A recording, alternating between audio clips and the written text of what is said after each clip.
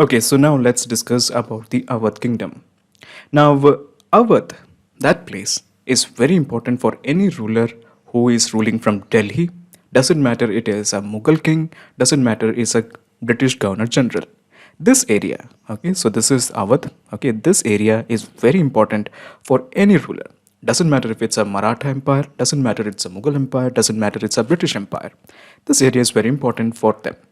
So the reason it is important is because through this area many rivers flow. All of them, most of them are the tributaries of Ganga.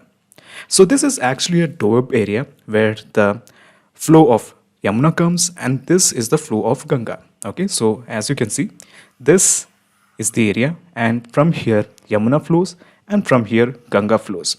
And because of these rivers, this area is actually very fertile because this is alluvial area. And because of fertility of the soil, this area was always good for agriculture. And the people were always rich. So doesn't matter if it's a Mughal empire, doesn't matter it's a Maratha kingdom, doesn't matter it's a British empire. All of them wanted Awadh. Okay, so straight away coming to 1722. In 1722, actually in 1721, Muhammad Shah is a Mughal emperor. Okay, so this is Mughal empire. Okay, so earlier it was this. Okay, this big. Now it is just restricted to this area because the Mughal empire, the later Mughal emperors were weak. We have discussed in the previous lecture.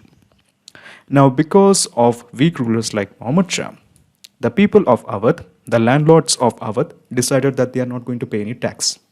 Okay, they said that they are not going to pay any tax, they are not going to give any tribute to Mughal Emperor Muhammad Shah. So, what Muhammad Shah did, he sent a noble. His name was Sadat Khan.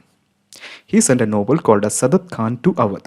Okay, he said, deal with these Awadh guys. Okay, so Sadat Khan went to Awadh, and in one single year, he forced the landlords to pay the tributes, to pay the taxes. The Mughal Emperor Muhammad Shah was very pleased with Sadat Khan.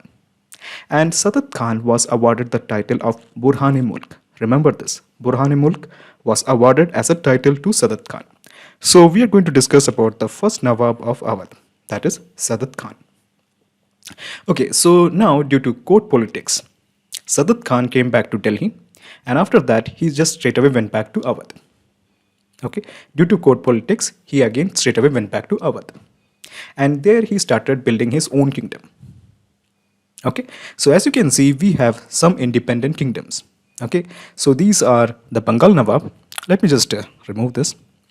So this is Bengal Nawab. Then we have Awadh.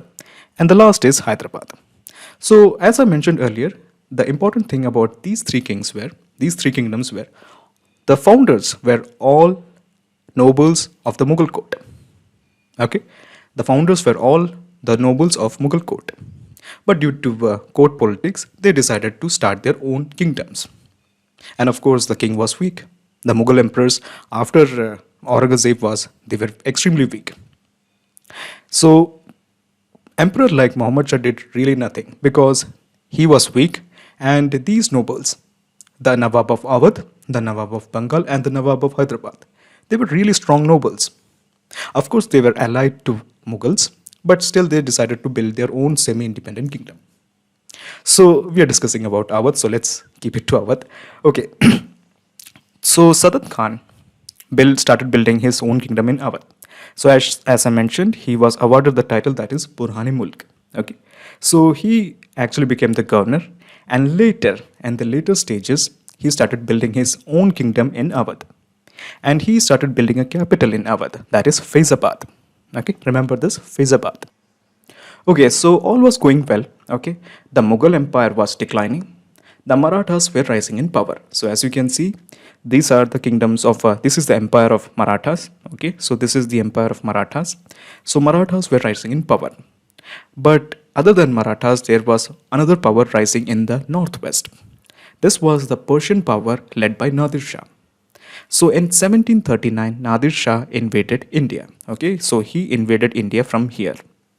Okay, and Awadh, the ruler of Awadh, that is Sadat Khan, he and Muhammad Shah, that is the Mughal emperor, decided to stop the invasion of Nadir Shah. Okay, so basically Nadir Shah invaded India.